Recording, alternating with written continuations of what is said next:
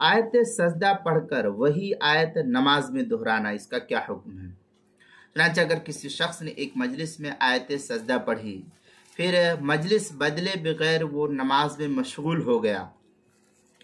اور نماز میں اس نے وہی آیت سجدہ دوبارہ سے پڑھی جو پہلے پڑھ رہا تھا، تو نماز میں کیا جانے والا سجدہ تلاوت نماز سے خارج پڑھی گئی آیت سجدہ کی طرف سے بھی کافی ہو جائے گا۔ اب الگ سے اس کو نیا سجدہ کرنے کی ضرورت نہیں،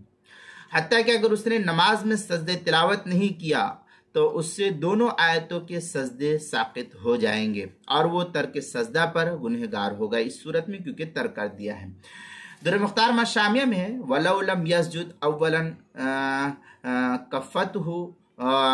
واحدۃ لِأَنَّ صَلَاتِهِ